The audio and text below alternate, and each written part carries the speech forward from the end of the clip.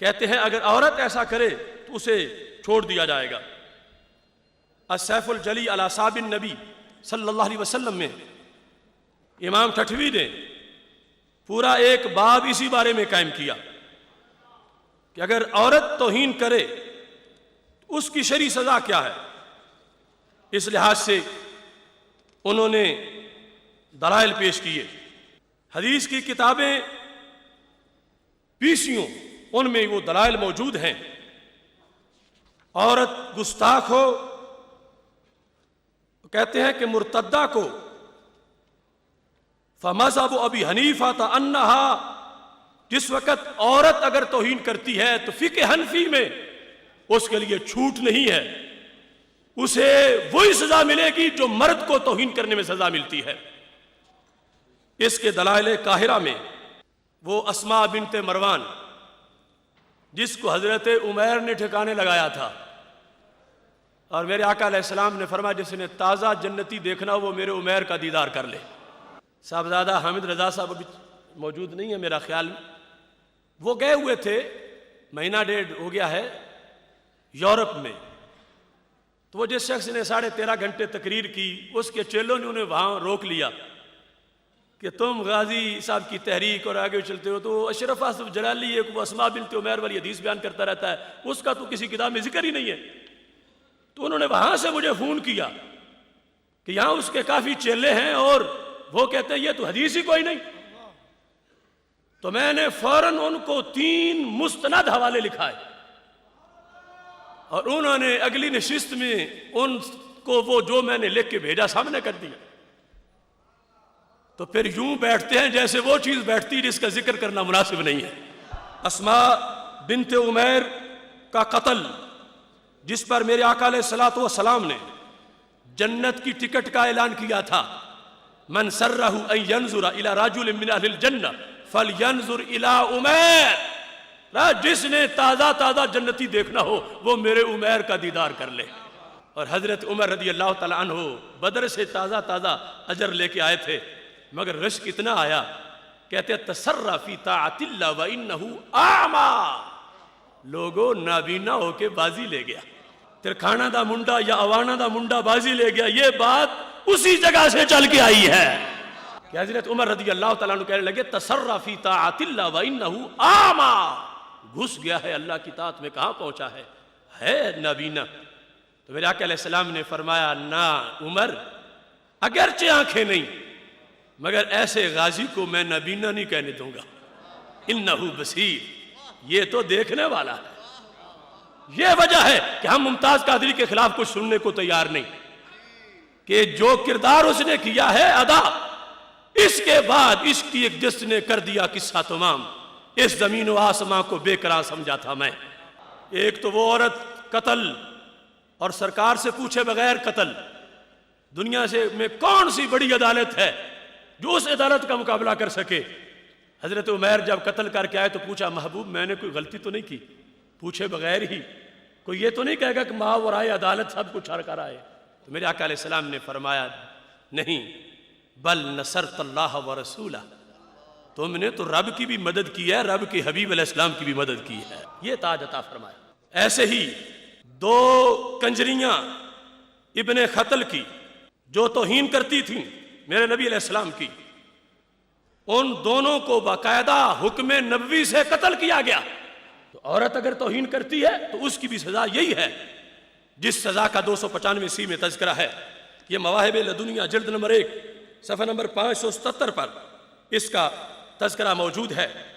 اور ایسے ہی فقی المحیط البرہانی فی الفقہ النعمانی، المحیط البرہانی فی الفقہ النعمانی، 5ویں جلد، یہ نعمانی ہے، نعمانی نہیں ہے، نعمانی، انہوں نے منوایا ہے سب کو، اور اس میں باقاعدہ استدلال کیا ہے۔ کہتے ہیں اذا كانت تعلن بشتم رسول اللہ صلی اللہ علیہ وسلم تقتل بما روی ان عمیر بن عدی سمع اسماء بنت مروان تؤذی النبی صلی اللہ علیہ وسلم فقاتلها لیلا، گستاخ عورت کو رات ہی جا کے قتل کر دیا۔ تو پھر سرکار نے کیا فرمایا کہتے ہیں وَمَادَحَهُ رسول اللہ صلی اللہ علیہ وسلم، سرکار نے اپریشیٹ کیا کہ اچھا کیا ہے تم نے گستاخ عورت کو مارا ہے۔ یہ فقہ حنفی ہے، مجتہد برہانی ہے، فقہ نعمانی ہے۔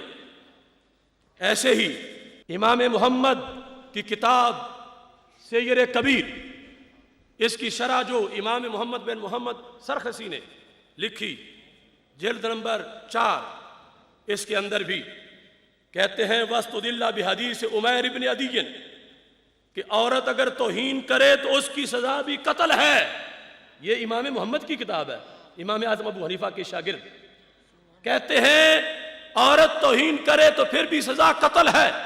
امام محمد سے پوچھا گیا دلیل کیا ہے؟ کہا دلیل حضرت عمیر ہیں جنہوں نے اسماء بنت مروان کو قتل کر دیا تھا۔ ایسے ہی حدیث کی متعدد کتابوں کے اندر عورت کی توہین کے سلسلہ میں حدیثیں موجود ہیں۔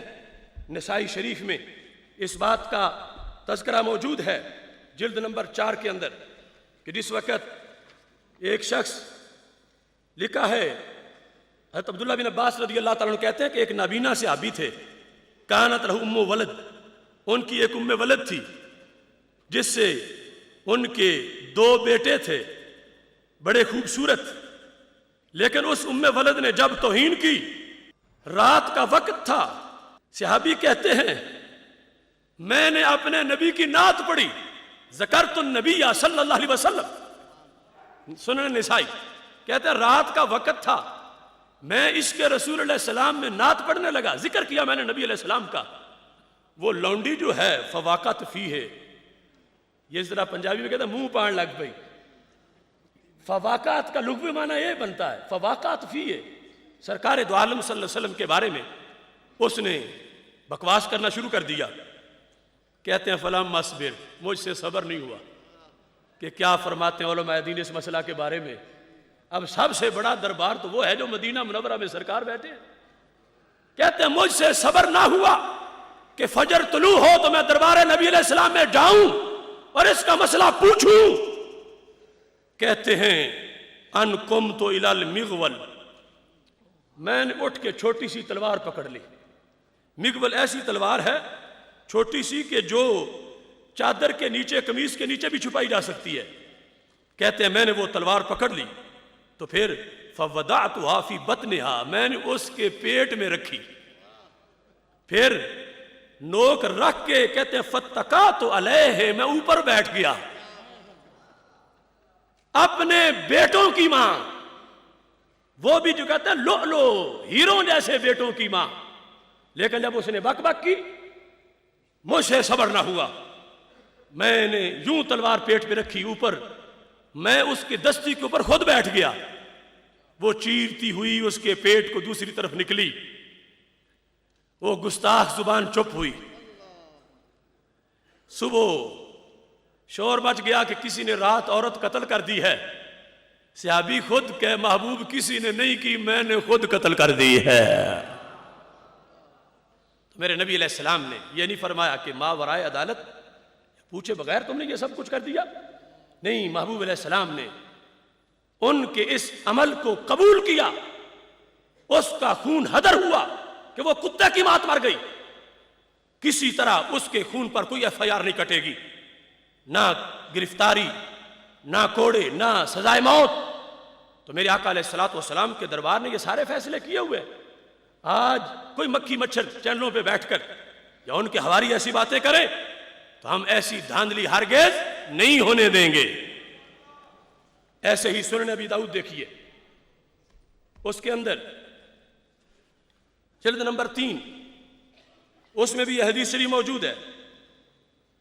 حضرت مولا علی رضی اللہ تعالی عنہ روایت کرتے ہیں ان علی ان یہودیۃ کانت تشتم النبی صلی اللہ علیہ وسلم، یہ آسیہ ملونہ کے بارے میں، وہ کہتے ہیں کہ اگر غیر مسلم عورت ہو، ذمیہ ہو، تو اسے کچھ نہیں کہا جائے گا۔ اب یہ یہودیہ ہے اور عورت ہے، یہودیہ کانت تشتم النبی صلی اللہ علیہ وسلم وتقع فیہ، وہ زبان درازی کرتی تھی، تو کیا ہوا؟ ممتاز قادری کو پیر و مرشد پہنچ گئے، کیونکہ صحابہ تو پیر و مرشد ہی ہیں بعد کے غازیوں کے. فخانہ کہا راجولون، ایک بندے نے جا کے مروڑ دیا اس کو، یعنی وہ تلوار کوئی تیر کوئی نیزہ پاس نہیں تھا، اس نے جیسے بوتل کا ڈھکن اتار دیا جاتا ہے ایسے مروڑ کے اس کا سر دبا کر دیا یا دبایا. فخانہ کہا راجولون حتی ماتت، اتنا دبایا کہ مر گئی. پھر کیس گیا اس دربار میں جہاں سے بڑی روئے زمین پر کوئی عدالت نہیں. تو میرے آقا علیہ السلام نے کیا کہا اس صحابی کو؟ فَأَبْطَلَ رسول اللہ صلی اللہ علیہ وسلم دمہا، سرکار نے خون باطل کر دیا. دوسرے لفظوں میں مطلب ہوتا ہے کتے کی موت مر گئی، اس کے خون کی کوئی قیمت نہیں. واجب القتل تھی، خون بہانا چاہیے تھا، بہا دیا.